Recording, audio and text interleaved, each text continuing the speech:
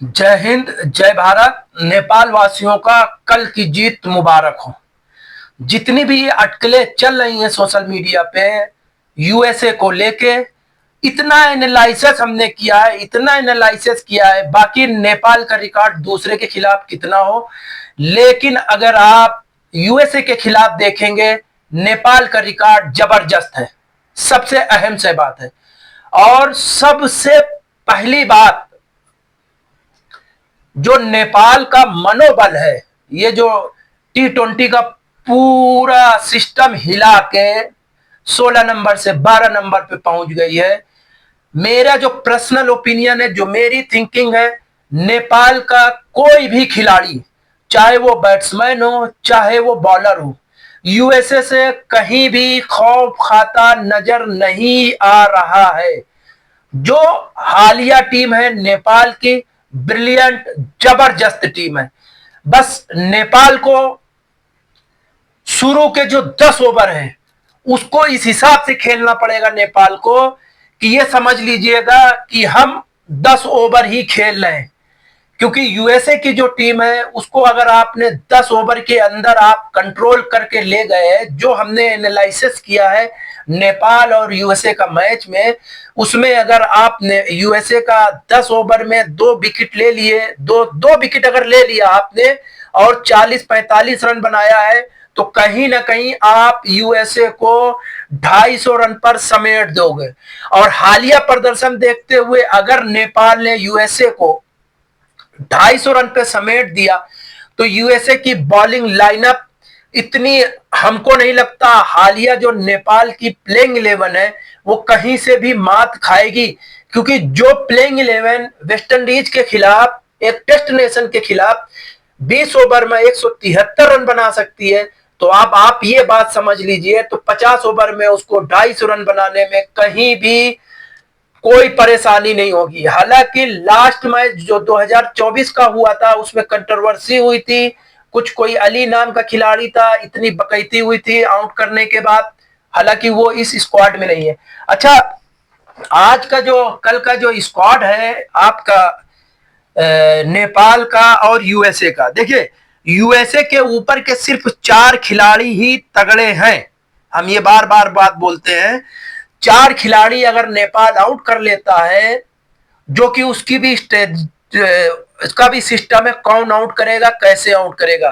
देखिए, एक तो इनका जो कैप्टन है मोनाक पटेल, वो जबरदस्त फॉर्म में, उसका जो एवरेज है ओडीआई में, उसका एवरेज है तकरीबन 95 का। और जो दूसरा अरुण जोशी, उसका भी एवरेज तकरीबन तकरीबन 85 और 90 का है। अच्छा, आप अगर ओडीआई का एवरेज देखें तो 80 और 85 का औसत बेहतरीन है, जबरदस्त है। और उसके बाद टीम नेपाल के लिए जो सबसे जबरदस्त घातक साबित होंगे वो है एंड्रिन गोयस। भाई अंग्रेजी में नाम है, कुछ ऊंच नीच हो जाए माजरा चाहता हूं। और उसके बाद नीतीश कुमार मिडिल ऑलराउंडर है, और कोरी एंडरसन। बस अगर नेपाल सिर्फ और सिर्फ टॉप ऑर्डर को अगर उड़ा लेती है, उसका भी सिस्टम है, टॉप ऑर्डर को उड़ाने के लिए कुछ नहीं करना है, सिर्फ अपना जो जबरदस्त बॉलिंग लाइनअप है उसको रोहित पौडोल को बेहतरीन सिस्टम से पहले 10 ओवर में यूज करना है। क्योंकि जो हालिया प्रदर्शन है टीम नेपाल का, उसमें चाहे करण केसी हो गए फास्ट बॉलर, और गुलशन झा, और उसके बाद आपके कुशल मल्ला, और आपके क्या बोलते हैं संदीप लामेचाने, यानी कि ये जो 3-4 बैट्समैन हैं वो कहीं ना कहीं यूएसए को मुश्किल खड़ी कर सकते हैं। अच्छा, एक जो हमने आपको शुरू में बताया था, जो हालिया प्रदर्शन यूएसए और नेपाल का रहा है, यूएसए और नेपाल के बीच में हालिया जो 8 मैच हुआ है उसमें 5 नेपाल ने जीता है और मात्र 3 यूएसए ने जीता है। तो कहीं ना कहीं नेपाल भारी है यूएसए की टीम पर। अब लोग ये बोलेंगे कि नेपाल की टीम कमजोर है, नहीं, नेपाल की टीम 1% भी कमजोर नहीं है। चाहे आप यूएसए की टीम ले लो चाहे नेपाल की, हालिया जितना मैचेस हुए हैं ओडीआई वर्ल्ड कप के लिए, उसमें नेपाल स्कॉटलैंड हो गया चाहे नीदरलैंड को हो गया, बुरी तरीके से हरा कर यहां पहुंची है। अभी तो इतना ज्यादा एनालिसिस हमने नहीं किया है कि नेपाल को कितने मैच जीतने हैं। हालांकि नेपाल पॉइंट्स टेबल पे 7वें नंबर पर है, क्योंकि आप अगर इसके पहले वाला मैच देखिए T20 का, वहां जब नेपाल ने चालू किया था तो उसको पूरे मैच जीतने ही थे तभी वो क्वालिफाई कर सकता था। सो अगर इधर भी कुछ ऐसा सेनरू बन रहा होगा या ऐसा कुछ शेड्यूल बन रहा होगा तो आई होप नेपाल 100% इसको क्लियर करेगी।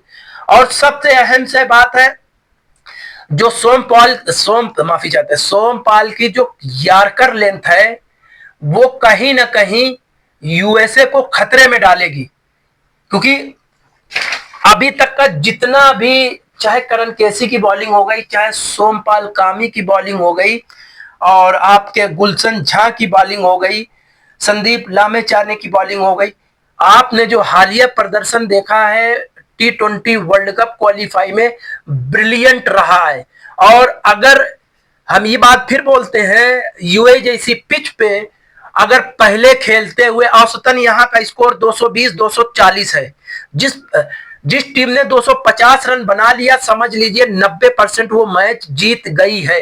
जितना भी हालिया मैच हुआ है, जिसने भी मैच को देखा है, क्योंकि अभी आपने अगर देखा होगा वर्ल्ड कप के पाकिस्तान इंडिया नहीं आई थी, कुछ मैचेस वर्ल्ड कप के वहां पे भी हुए थे, तो उस हिसाब से हम आपको बता रहे हैं कि अगर नेपाल पहले खेलते हुए 250 रन बनाती है, 260 रन बनाती है, तो 100% उनके बॉलर डिफेंड कर लेंगे। और एक बात हम ये अभी पहले से बता दे रहे हैं, कल मैच होगा, यूएसए की टीम जो नेपाल की बॉलिंग लाइनअप है उसके सामने 220 से ज्यादा नहीं बना पाएगी।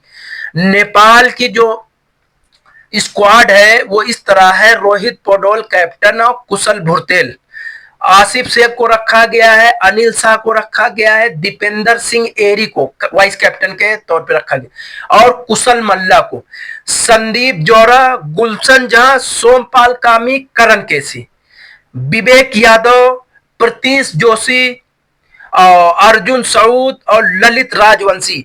हालांकि ये जो 15 खिलाड़ी हैं, अभी इसमें ये तय नहीं हुआ प्लेइंग 11 में कौन खेलेगा। भाई मेरे हिसाब से ललित राजवंशी को तो जरूर से जरूर खिलाना चाहिए, क्योंकि वो बेहतरीन स्पिनर है।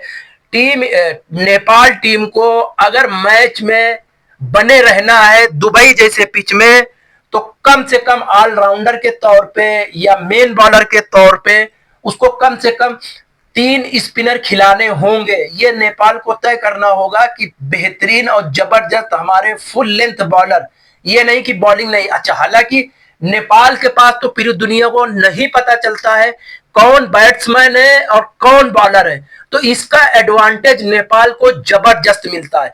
लेकिन आखिरी में जाते जाते एक बात हम ये जरूर से जरूर बोलेंगे, इंशाल्लाह नेपाल जीतेगा। बस नेपाल को इस चीज को, अगर पहले बैटिंग आती है तो नेपाल को एक्साइटेड नहीं होना है।